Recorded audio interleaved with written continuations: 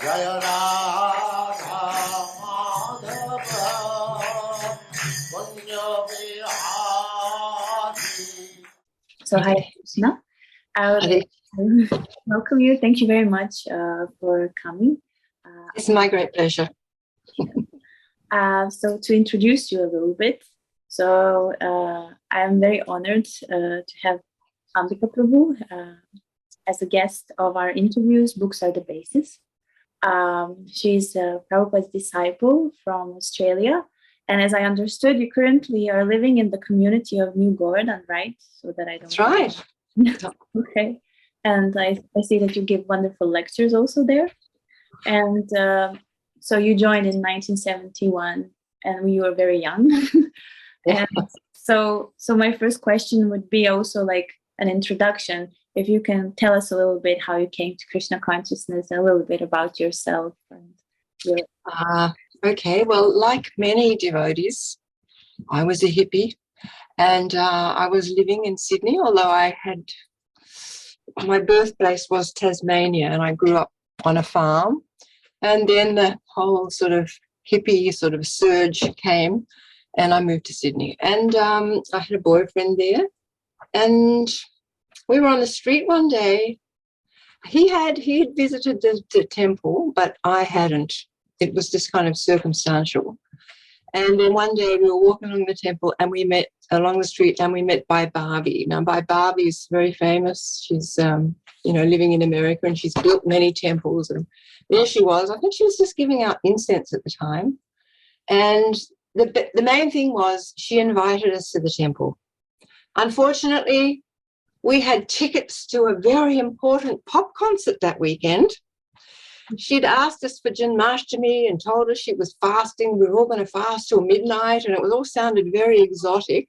But, these tickets were very important. So off we went to our concert, which really I never remembered a thing about that concert. And the next week we started to go. And once we started to visit, every Sunday we went, and then it quickly became, we moved around the corner and I ended up joining up. Rasarani, my dear god sister, came and she was sent to make sure I didn't run away. And she helped me carry my things to the temple because in those days you just sort of gave up everything. You didn't have anything, you practically just didn't even have a pillow or anything. You just moved in with a few clothes.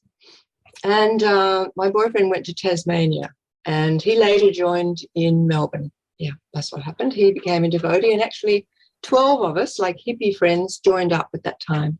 Oh, wow. Around that time, yep. And Prabhupada, one of them, Chidahari asked Srila Prabhupada about, how it is that we all joined up together, and Srila Prabhupada said, oh, you were friends in your last life.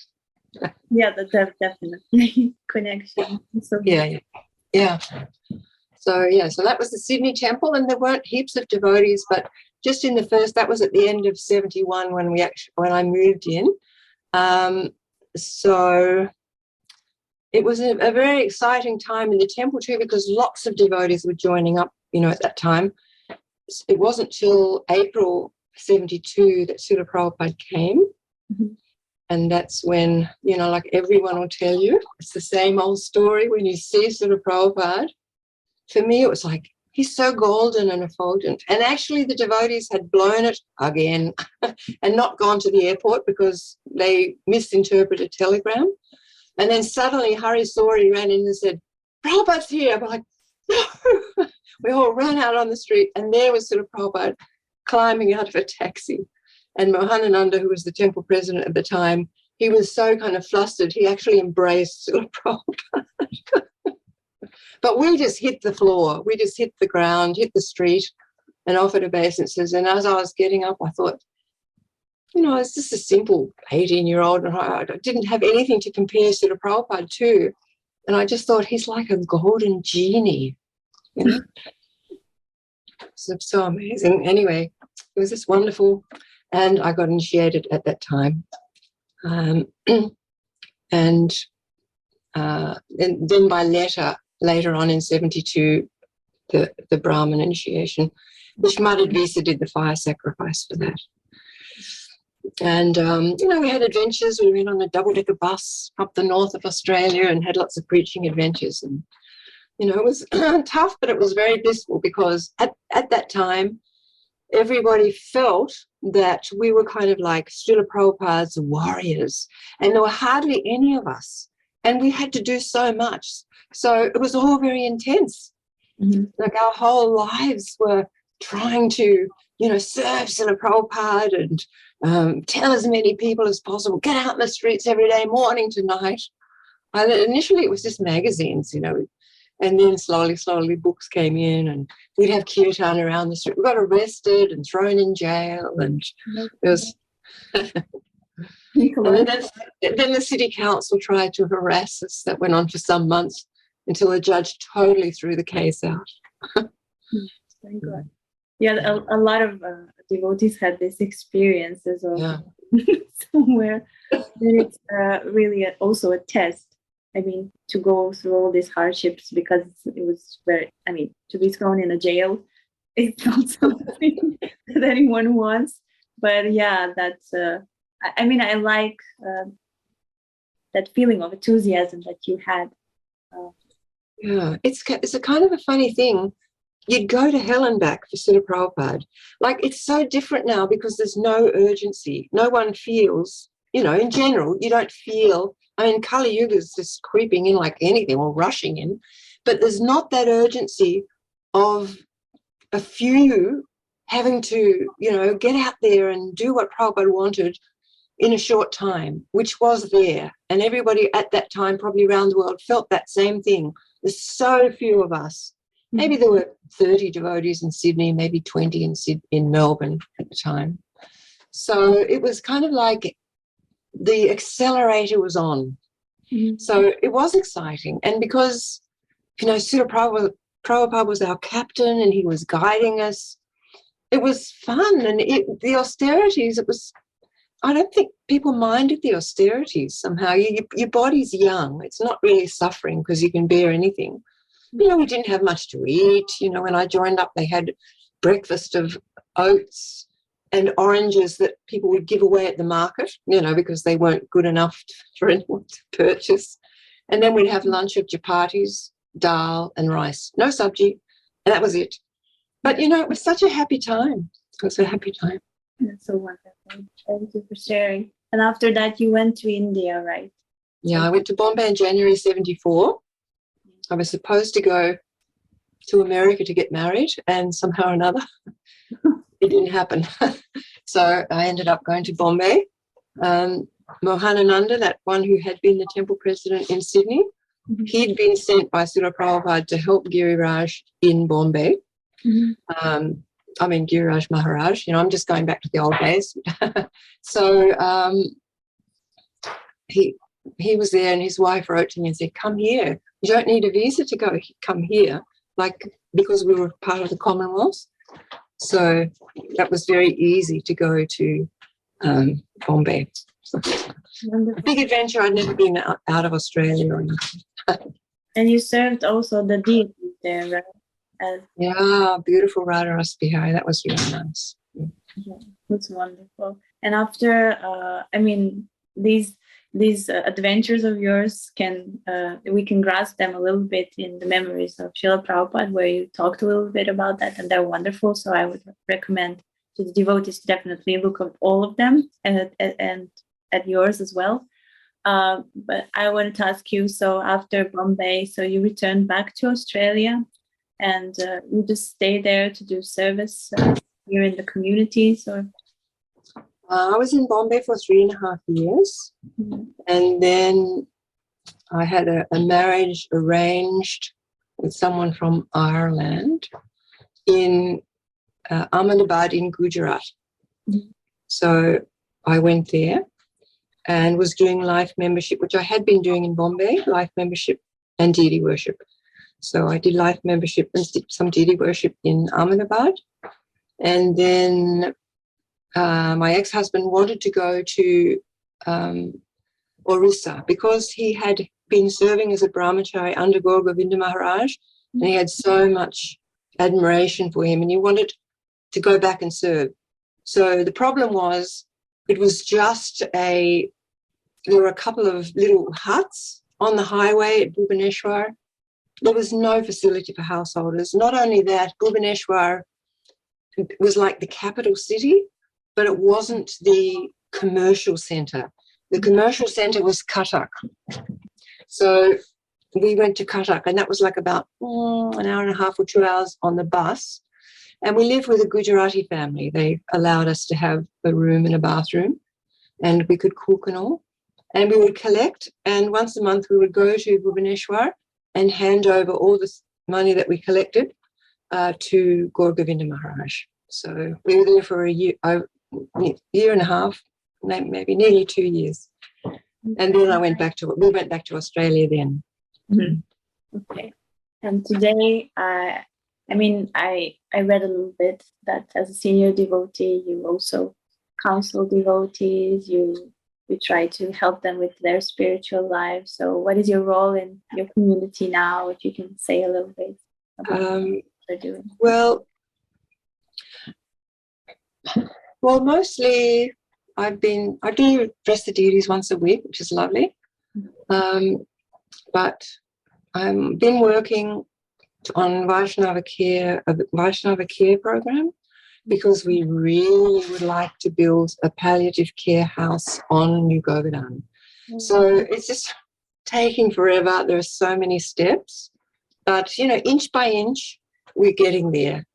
So, now we're really up to kind of getting the design down. We've had some artist impressions of design, and then there's all the collection to come. So I'm quite involved in trying to get that palliative care house up to look after devotees at the end of their lives. Yeah. Okay. I think that's really wonderful and very much needed. Yeah, Vaishnava care is really it's the buzz now, and it's gone. It wasn't. We really did it tough in the old days, but slowly, that's all changing. Thank goodness. Thank you. Thank you very much for sharing a little bit about what you do and about your life. It's always very inspiring, for everyone to hear about devotees' lives. So our topic, of course, is that books are the basis. So what we try to do also is these books, this philosophy of Krishna consciousness, what Srila Prabhupada gave us in the book. So it's very much interconnected with the devotees' lives. So my question to you is what is your relationship with Srila Prabhupada's books? Were you a reader also at the beginning, or somewhere in between, or how did these books affect your life? And if you can tell us a little bit. Well, in the beginning, I've heard so many devotees say, they just went along to the temple and they just wanted to join up. But when I went along to the temple, I thought, I don't want to lose everything. It was a strange thing. I was kind of like, it was a sort of dread. It was so weird. But then I got a Bhagavad Gita, that abridged one, that's all they had at the time, that abridged Bhagavad Gita, and I made a cover for it. So I kind of did some service with the Bhagavad Gita. And I read the Bhagavad Gita cover to cover. And it was a strange thing. For me, it was like, I'm Krishna's servant. I have to join the temple.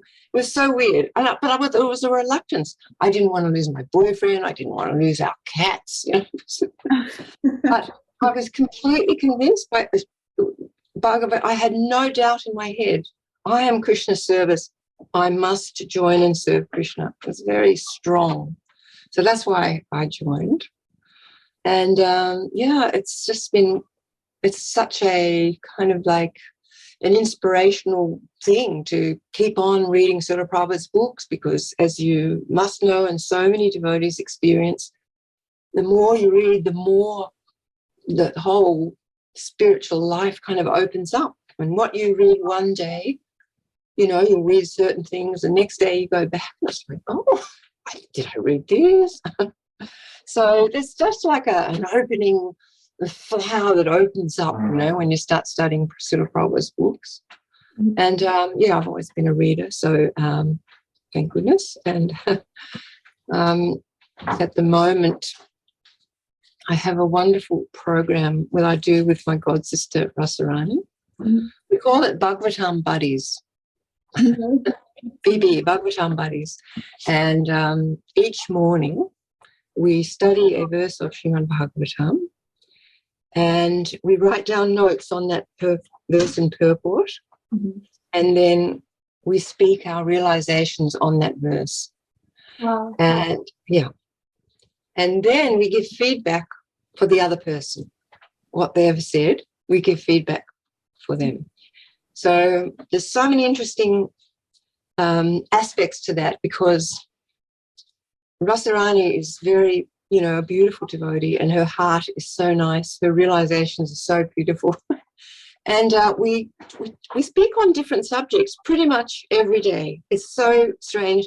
That same purport, we both read it. There'll be a couple of points that are very strong that that Prabhupada's making. Mm-hmm. But then after that, there's so many points, different points in the purport. So many times we'll just go for see different things and, talk about something different, or our realizations will be different. So it's a wonderful thing to share like that. Yeah. And then in the evening I read some Bhagavad Gita. That's just for myself. But I can't tell you how many times what we've discussed in the morning comes up in Bhagavad Gita. Yes. It's just amazing. It's like the books are living, It's so many devotees' experience, but it's just very wonderful when you have that experience. It's like, it just sort of blows your mind when it happens. But it happens frequently. Yeah, that's definitely true. And what would you recommend to the devotees who say that, oh, well, I don't have time, or I don't have taste, or what they should do so that they can become regular? That's one thing. And the other thing is that they can really see that these books are alive and that they're meaningful in their everyday life. Well, taste comes with practice, It's like you can't just sit down one day and think, oh, I'm going to have taste. Although sometimes you just open a book and it's like, wow. But as you say, regulation is really important. It's really important in a devotee's life for so many reasons. So to sit down at the same time each day and switch off to the outside world, and now you're entering Srila Prabhupada's world, or the world of the pure devotees that are being discussed. I heard today that 2,300 devotees are discussed in Srimad Bhagavatam. Wow. Oh. Yeah, wow, that's wonderful. So, be regulated. And then the thing is that you need to go deep, and that's why it's so nice to discuss with another similarly kind of situated, someone with similar, ambitions in Krishna consciousness and realizations. I think you can do it with someone else, but it's like quite a confidential thing, because you're really revealing your heart to that person. So the closer you can be, in concepts and, ideas in Krishna consciousness, I think the more rich it is. Yeah. So if you can discuss, write down and think about your realizations, not quickly, don't scribble, just write them down and think about them. You need to read several times the purport to really sort of get what Srila Prabhupada is saying is important.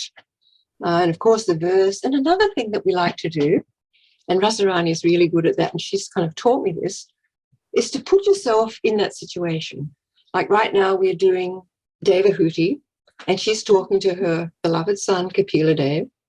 So, you just sort of imagine the sattvic situation they're in a cottage on the Saraswati River, on the side of the Saraswati River, all beautiful because it's, Satya Yuga. And you imagine that, that there must be people around who will be able to hear this nectar. As she starts off, she's asking about herself. How can I be saved? And then as she goes on, she broadens out, and she's after everybody's elevation. She wants everybody to be elevated. So she's asking more and more questions and getting deeper and deeper into it. And there's Kapila Dev. At the start, it says that he's sitting very sort of casually and he's smiling. So you just sort of imagine this, and the love that she would have for her son, but also the fact she begins to call him the Supreme Lord because she knows who he really is. But there's that sort of juxtaposition that he's also her beloved son, and he's the Supreme Lord speaking to her about spiritual life. I mean, if you just can even imagine it. So it kind of brings it to life if you start to, picture it and put it in its context kind of how it's happening, rather than just sitting down and reading a verse, and it's dry. Yeah. I totally agree with you. It's wonderful what you said. And it's totally to the point, because also in my experience of reading, I also like to read. Like when you read a verse, and especially when I was listening to Amarendra Prabhu's lectures, somehow, like they were written like small pictures for meditation. So just like you said, like it's your meditation. Everything is written there so that you can visualize it in your mind. So it's so wonderful that you're doing this. It's really it brings it so much to life. Yeah. And so it's two of you, Rasarani and you do it. So wonderful. I also like that you shared this. Thank you very much. Because sometimes we think that I don't know what in our minds, but actually, like you said, just one person who is like-minded with whom we can connect. And it's so wonderful how you said like that in this talking about realizations, you actually open your heart, and this is also one of the loving exchanges between the devotees. It is, and it's very natural when you're doing this, like it might take 10 or 12 minutes of speaking, but you're speaking from the heart, and some of the verses really evoke a lot of feeling. Some of them are, like we've been through the whole Shankya philosophy, and now we're onto the chapter on pure devotional service. And at first, Rasarani used to say, "Oh, we'll have an antidepressant book, and when we get these beautiful verses about the Lord, we'll put that in the antidepressant book." But we're very slack, too old. We're not doing it. But we keep saying, "Oh, this verse would be good for the antidepressant book." That's so nice. Okay, wonderful. Really, thank you for sharing that. So basically, I mean, this in your example also talks about, because we have this title, books are the basis, but through your example, we can actually see how this is the basis of the spiritual life in so many ways. So now I said it, but can you maybe tell us and share with us what it means for you when someone tells you like that Srila Prabhupada's books that he gave are the basis for this Krishna consciousness movement? How do you Well, they so are. They're the sort of devotional law books of the next 10,000 years. There's just so much. They're so varied. They're so beautiful. I didn't just mention this, but a few of us also have a Chaitanya Charitamrita reading every couple of weeks, where we just sit, we just read, and then when a point comes up that's striking, then we speak about it. That's also very sweet. Whatever you do with Prabhupada's books, it's just like drawing out nectar. So that's also something nice. But I mean, there's so many. The books kind of allow your concepts of what spiritual life is to firm up. Just for an example, sometimes, if I'm with them at the temple and some devotees are doing something and I think, "Oh, why are they doing that? They shouldn't be doing that," or whatever it is. Then I think about Srimad Bhagavatam, and I think about not all of them, but so many beautiful devotees who are discussed there, and how Krishna is so grateful to his devotees, how he loves his devotees. He's always protecting them. He's always like, on the lookout for them. And then I think, and then it just goes away. It's so nice just to contemplate the Bhagavatams, the features of Srimad Bhagavatam, which are all about Krishna and the devotees, really. So it molds the way you then think about devotees, about devotional service. Like right now we're doing pure devotional service. So this morning we were like, oh no, because the verse is about, we've just been, Kapila Dev has been talking about devotional service, devotees in the mode of ignorance. Mhm. And there's Srila Prabhupada advises at the end of that purport, don't associate. You can respect in your mind, but don't associate. And then the next verse is talking about devotees in the mode of passion, and then devotees in the mode of goodness. And then and in this purport, Prabhupada's talking about the 9 processes of devotional service and how we perform each one, each person, each devotee will perform these different processes within the modes until they become purified. So in other words, there's hearing in the mode of ignorance. No, yes. Oh, yeah. Please tell us a little bit. What does that mean? Yes.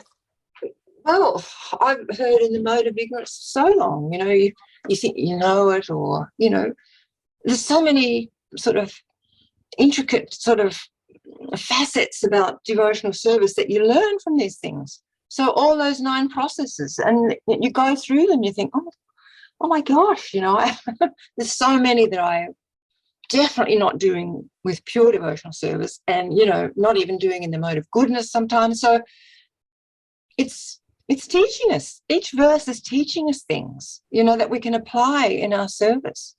Each day we can, and it helps us also to be introspective. When you see these things, just like sometimes when we have an antidepressant verse, we're like, oh yeah, we can make it back to Krishna and it's all going to be wonderful. And then we'll get a heavy one and we're like, oh. But it's like a reminder, oh, hang on, it's not so easy. So one has to navigate one's way through and feel confident, you know what I mean, when we read. But we should be able to take in all those different verses. Mm-hmm. So then this morning, it was just like so sort of, I was kind of sort of fraught with angst trying to go through those 9 processes and what mode am I doing these processes in? It can be confronting, but that's great. You need to confront. You don't want to become complacent or lazy or, or think we know things, So it's just so helpful. And in that way, Shastra is living. Srila Prabhupada's books are living. Yeah. And then if you want to know the mood of how to perform your devotional service, we've got this beautiful book, Nectar of Devotion. And we had hardly any books when I joined up, but Nectar of Devotion was there. So Srila Prabhupada obviously wanted us to have Rupa Goswami's wisdom about what a devotee is like and how to actually elevate your devotional service, what mood to have, It's wonderful. So really everything's there, We had those 4 books. Of course, the Chaitanya Charitamrita was not there. That came later. And Srimad Bhagavatam, there wasn't much, there was starting. But as the years went on, we got more and more of them. But, they're all we need. Yeah, that's true. And I wanted to connect this with, because we asked this question like that, and actually we are taught, especially in Bhakti Shastri, that you should see the world through the Shastras. So, yeah. And this is but sometimes for people it looks artificial because maybe they don't have so many realizations. And I'm talking now more about devotees who are starting to read and so on. So for them, it's maybe a little, I'm also talking from my personal experience then and now. Yeah. It was difficult at the beginning to see the world through the scriptures. It was so, it looked so artificial because I was not there yet. So, but now when you talk about your way of reading and realizations, you say that this is how the Shastras are applied in my life. So it is possible. So maybe if you can say a little bit how to build up that vision, how is it built up, in spiritual life? Well, at first I read out of habit, kind of, I had a good habit. In those days we had good habits because we were kind of expected to. We had lots of classes and in the 70s, it was like everybody, it was so full on. But it was wonderful. But, speaking for myself, I haven't come from I've come from a really low platform in the past. In my past, I don't have any credits or anything. So it was a slow process for me. And I do remember saying to a devotee who was visiting New Govardhan once after I'd been around for 20 years, and I said to him, I feel like, because I used to go to Vrindavan and Mayapur a lot, it was so sort of very nurturing, But I said to him, I feel like, here I am, I'm reading Prabhupada's books and chanting and doing all these things. I feel like I've been treading water. And but now I feel like I can start to go forward. And he said, oh, well, yes. He said, if you have, this was Kundali, and he said, if you have somebody, a stonemason, and they are hitting a stone to smash it, they may have to hit it 99 times and nothing happens. And on the 100th time, the stone breaks. So he said, there's no loss, that it's taken you 20 years to start to feel that you're moving forward. Because if you hadn't done those 20 years, you couldn't have that experience of starting to move forward. So it's a little bit like that with Srila Prabhupada's books. At first you read them because they make sense and they, you get the philosophy, and then you keep reading and keep reading. But I really think that when you start to share with other devotees, because that's one of the things that devotees do, they share their realizations with other devotees. And so when you do that, I feel like Krishna's pleased whatever service we do, even if we're a mode of ignorance, in the mode of ignorance, we're doing service. Everything's good. It's all positive and it's all moving us forward. But there's certain things, like associating with pure devotees, that really put the accelerator pedal on.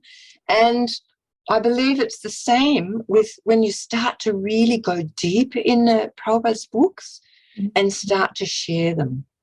Because that's what it's about. It's about talking about how wonderful Krishna is.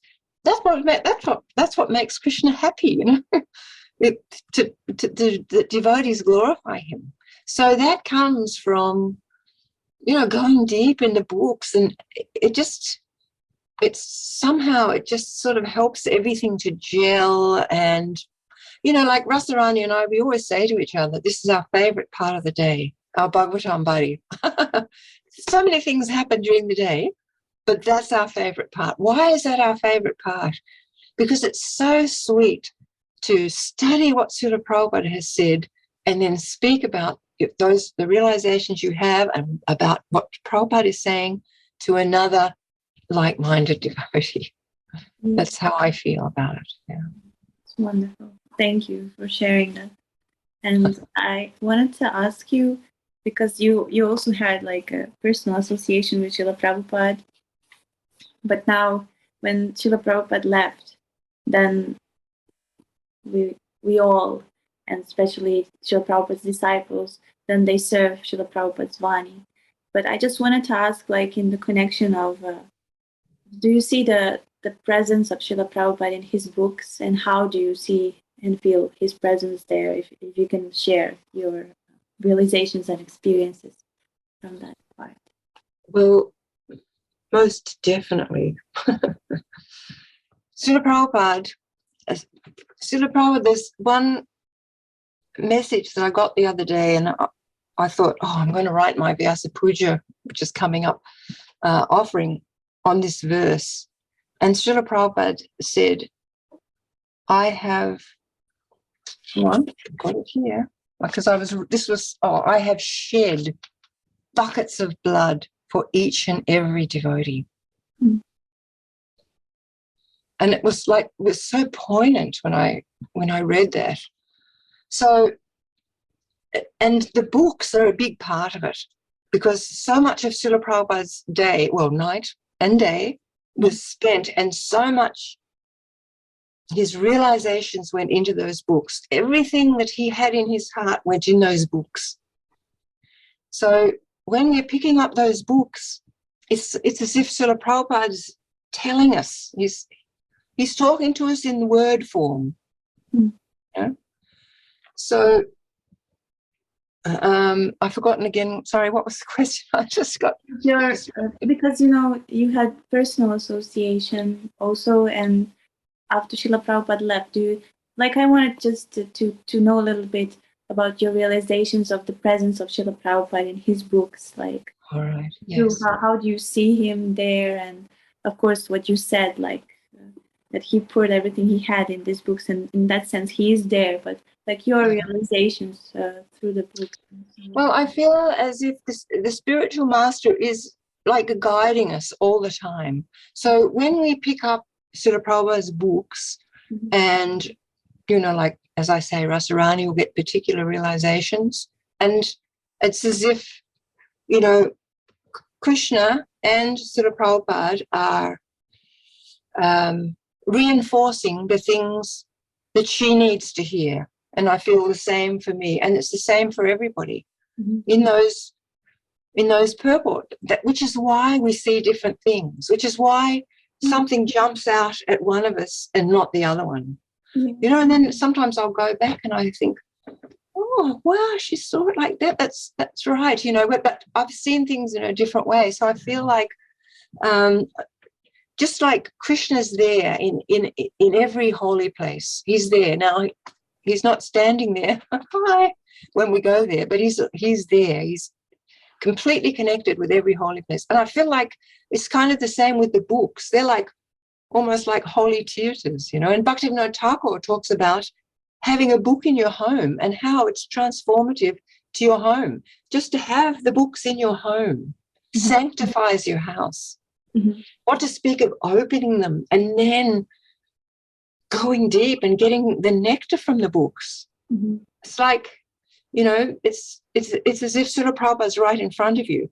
Because, you know, to be honest, like, I also listen every day to Srila Prabhupada's lectures in that Prabhupada box, you know. Mm-hmm. And I listen back. I love listening to the ones in Bombay after in 74, 5, 6, 7, because I know I never missed a lecture ever of Prabhupada's, you know, in that time, and he was always coming to Bombay.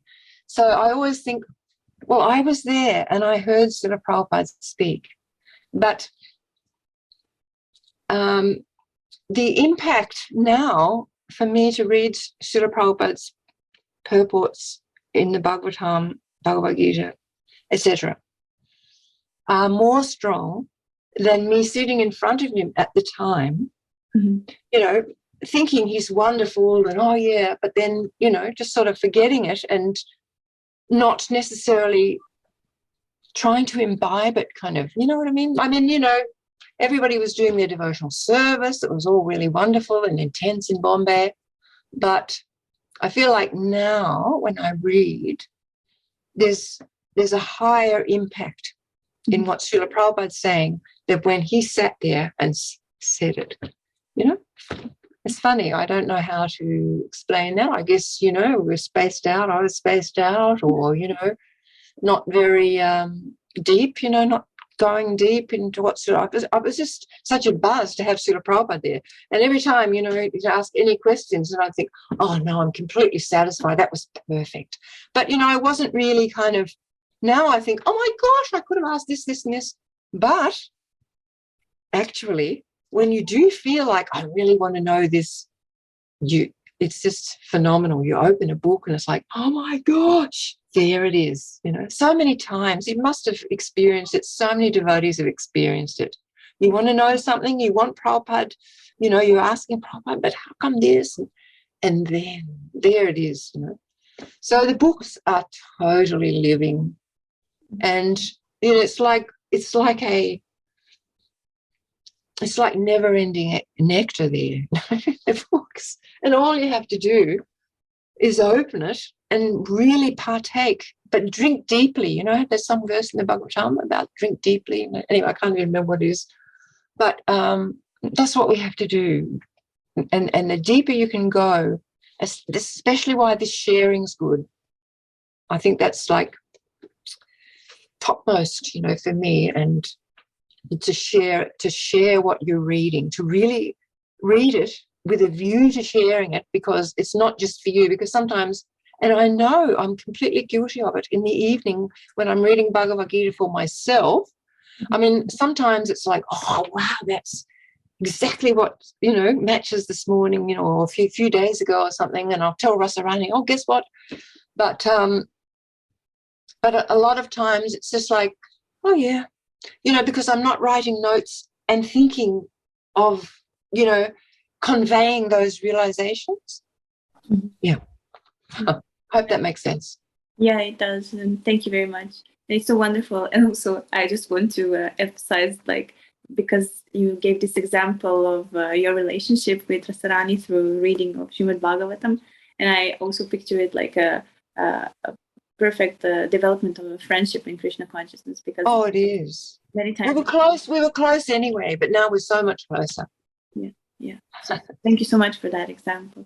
I'm just saying this because, you know, talking about also like Vaishnava care, the project that you are doing, but in a palliative way. I mean, the sense of palliative care, but there are also like Vaishnava care in the sense of building relationships and so on. So we are preached or shared or talked to that we should like develop friendships with the devotees, but sometimes we mix it with the material friendships that we are used to, you know. So we can approach people and we try to be friends in that sense, but that's not it. Like, we should develop Krishna conscious friendships, and your friendship with Rasarani is so beautiful example. So yeah.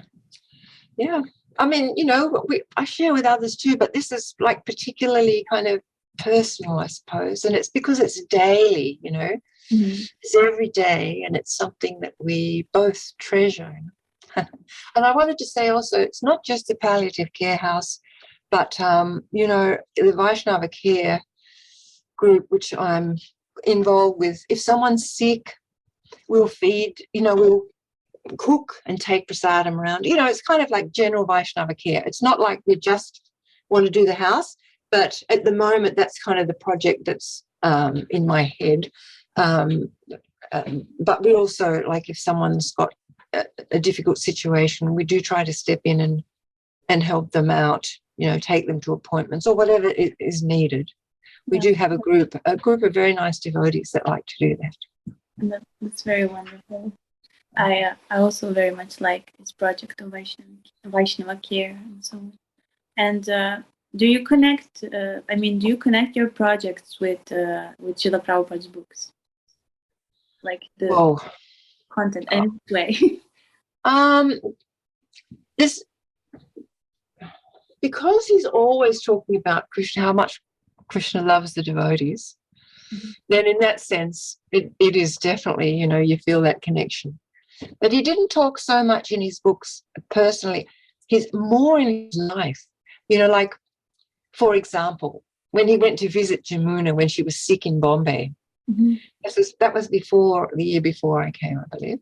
And he was like, why are you in this dark room? You have to move where there's light. So he arranged for her to get another room where there was a window and fresh air and light, and, you know, and he went to see her when she was sick, you know. So, and there's so many stories of devotees. I think Gurudas, you know, he had a cut foot and Prabhupada was personally bandaging it. There's so many beautiful examples in devotees' lives where Prabhupada's, you know, cared for the devotees. And I have heard, you know, talks where Srila Prabhupada's talking with the devotees and he's asking, why are the women sneezing? Why are they cold? Are you not buying them jumpers? You know, you have to look after the women. And, you know, like, there's so many examples there that Srila Prabhupada gives it. It's more in his personal dealings, you know, like, yeah, that's, I find. But every time I read about how Krishna loves the devotees, I think,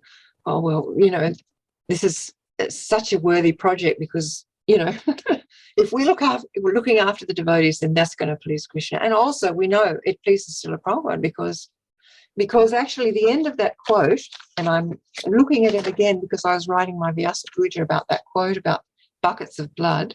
Srila Prabhupada says, I've shed buckets of blood for each and every devotee. These devotees have left everything for me. They must be taken care of as the sons and daughters for our preaching mission. Mm. That's the whole quote. So yeah, I know it's dear to Srila Prabhupada. That's so wonderful. Thank you. And I also wanted to ask you, I mean, actually to clarify my question about your, like when I said that you had like a personal association, and then how do you see the association with Prabhupada now, like through his books? I mentioned it because, you know, future generations, the Srila Prabhupada is founder Acharya of our movement, and the devotees speak about how we should establish a relationship with him. So, and many are given an example that we can have a relationship with Srila Prabhupada through his books. So maybe if you can say something about that, because sometimes devotees, these younger generations, they think, well, we didn't meet Srila Prabhupada, we don't know how to develop a relationship with him. Oh, look, I heard we had a appreciating Srila Prabhupada program for the younger devotees. This was in Sydney, and they had some of us speaking about Srila Prabhupada. This was last year. And then there was it went for 4 weeks, different devotees spoke about their experience with Srila Prabhupada. And then they had quite a few of those young children speaking about their love for Srila Prabhupada. You wouldn't believe it. It was so far out. And it wasn't just in Australia. It was like, you know, some of them were in India, England, and these are just young people. Like I'm talking about really young people, 9, 10, you know. And it was so cute, you know. And one of them said, I went for my exam and I prayed to Krishna and nothing happened. I was just blank and I didn't know what to do. So then I prayed to Srila Prabhupada, he said, and everything came back and I was first in the whole state in that exam. And I love Srila Prabhupada. Oh, look, there were so many beautiful examples of how they love Prabhupada and they'd pray to Prabhupada, and it was just beautiful. But, you know, of course, for a devotee, a relationship is, well, for everybody, relationships are to do with the heart. So the fact that these children were sincerely praying to Srila Prabhupada, and they felt that reciprocation again and again. They were saying they felt that reciprocation. And a lot of them, you know, were talking about reading and how just by reading, you know, various of Srila Prabhupada's books, they felt like they had that connection. So it's so much there in every page of Srila Prabhupada's books. He is there, and he's like giving. He's giving to us, you know. He's giving Krishna to us in the books. So, you know, it's, if somebody wants to deepen their relationship with Srila Prabhupada, that's where they go. I mean, I know a lot of devotees like to hear personal pastimes. That's really nice too, you know. They listen to that. That's why it's good that they've recorded so many devotees and their experiences. But really, you know, Srila Prabhupada, whatever question you have in spiritual life, if you pray to Srila Prabhupada, you will find an answer in those books. It's just phenomenal. And so many people have that experience. It's not unique. It's not at all to do with being his disciples. It's to do with connecting, you know, like for instance, our chanting Hare Krishna, our japa. The more connected we are as we're chanting Hare Krishna, then the deeper and more meaningful the japa is. It's about connection. So in the same way, by reading Srila Prabhupada's books and trying to connect with what Srila Prabhupada wants us to understand in those purports and what he's actually giving us, like on a heart level, then yes, we will connect with Srila Prabhupada. So for future generations, that's possible every time they open up Srila Prabhupada's books. But, you know, it's up to them to apply and connect, you know what I mean?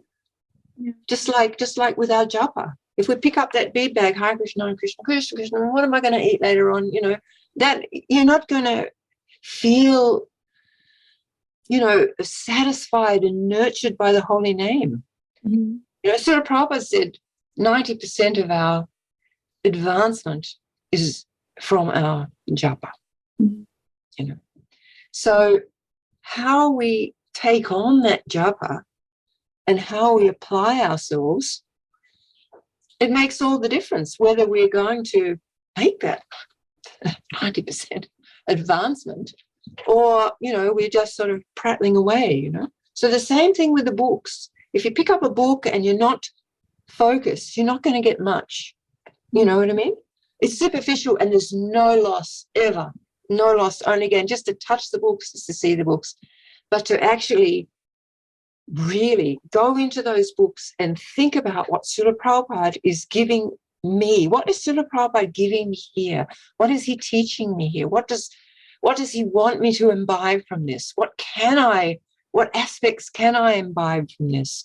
Mm-hmm. That is available to everybody for way ahead, for all the, centuries and 5,000 years. It's all there for anybody who picks up Srila Prabhupada's books. But it has to be with that feeling of connecting, and, that's it. It's the same even in the material world. What you put into, you can't put very little into something and then expect to get wonderful things out of it. You've got to make the effort to connect, and then, wow. Yeah, so many wonderful things happen. Yeah. Yeah. And I just wanted to say also how, in respect to the relationship with Srila Prabhupada that future generations can have, I find it personally very important that Prabhupada's disciples, they left us books about their Srila Prabhupada. So, so many things we can learn from those. That's right. Yeah, you'll enjoy reading that book, Let There Be a Temple, because, it's just like Giriraj Maharaj giving so many instances with Srila Prabhupada and how he dealt with things, how he thought, and, it's really wonderful. They're all wonderful, and I'm so glad that devotees have written so many books. Yeah. And just because, devotees, when they read books or even when they give lectures, they do share their realizations, but it's also sometimes devotees take certain quotes and then they want to prove points about certain things. Yeah. But I sometimes have a feeling like that we can actually see what's the purpose of whatever we want to say if we look at the life of Srila Prabhupada. Just like you said, for Vaishnava care, you more took it is in the books, but you more took it from the behavior of Srila Prabhupada towards the devotees. Yeah, actually, in fact, the first time I ever met Srila Prabhupada when he came to Sydney in April 72, talk about green, I didn't know anything. And, we were pretty sort of didn't really know how to behave with each other, we thought it was merciful. Nobody ever slept. You just went from morning to, early in the morning, 3 o'clock to drop dead at, you have Krishna book, have milk and go to sleep and drop dead at, 9:30 and off you go again, and nobody slept. But if somebody ever slept, we thought that it was kind to shake them out of their sleeping bag. You're in Maya, Prabhu. So this was sort of our understanding, really. And I was flabbergasted when Srila Prabhupada walked in and saw Upendra was the one who started, Upendra and Bali Maradan started the Krishna consciousness in Australia. Upendra was married to Chitralekha, beautiful devotee. So she was pregnant at the time with her first child, quite pregnant. And she was there in the temple, sort of fixing up Srila Prabhupada's Vyasasan. And he was just so kind to her. And he said, "Oh, how are you?" And he was asking about her pregnancy. And I was like, what? Srila Prabhupada's asking how she is, her body? Because we didn't know anything. We just didn't know anything. And it was so sweet because, of course, he knew her. And it was just a lovely sort of exchange between them. And he was very concerned how she was and trying to find, finding out about her. And it was just like, oh, wow. It just sort of blew my mind. But I was too immature to sort of get that, oh, no, I should be so personal with people, We just didn't, a lot of us just didn't get that because it was pretty harsh, you know what I mean? Everyone sort of, there were lots of rules and regulations thrown at you and you had to do this and you had to do that. But, when I think back, I think, why didn't I just catch that, from those beautiful, soft, sweet dealings that he had with Srila. Wonderful. It reminds me of that verse from Srimad Bhagavatam that there is a book Bhagavata and a person Bhagavata. So they both go together. Yes. Yeah. Nice. Thank you. And I would like to ask a last question, which would be like a conclusion or a summary of everything, like your message, like regarding the topic of the importance of reading books, like for our viewers. What would be your message so that they can feel inspired to read more Prabhupada's books and books in general of our Vaishnavas? Well, if you want the nectar, there's so much nectar there. It's like so sweet. And, it's very, it changes the heart. It changes your perceptions. I don't know, there's everything wonderful in those books. I don't know what to say. I'm just so grateful, that Srila Prabhupada left us so much, and there's so much kind of variety just in those 4 books. You've got your Bhagavad Gita, which also has such sweetness inside it. You think he's trying to convince Arjuna, but there's so many beautiful things that Srila Prabhupada slipped in, and even in the verses, that actually, you can read that with a particular sort of jnana, karma, he's trying to get, Krishna's trying to get Arjuna to perform his karma. Or you can see all the sweetness in there, and the interchange and the, description of what devotees really are hidden, in the 9th and 10th, 11th and 12th, all about chapters, all about devotional service. It's all there in the middle kind of, there's so much there. So all of the books that Srila Prabhupada wrote, they're like treasure houses, but you've got to go in, you've got to connect, go in there and go as deep as you possibly can, and your reward is so great. Thank you very much. Thank you that I had an opportunity to speak with you. I'm very happy that I got to know you even online a little bit. Hope maybe one day it will be in person, who knows. And I wish you all the best in your devotional life and with all your projects. And you too. Yeah. Thank you. Thank you for how do you say that in English? Taking the time. Well, it was such a pleasure to share. Thank you. It was very inspirational. Hare Krishna. Bye. Hare Krishna, Krishna Krishna, Hare Hare, Hare Rama, Rama, Rama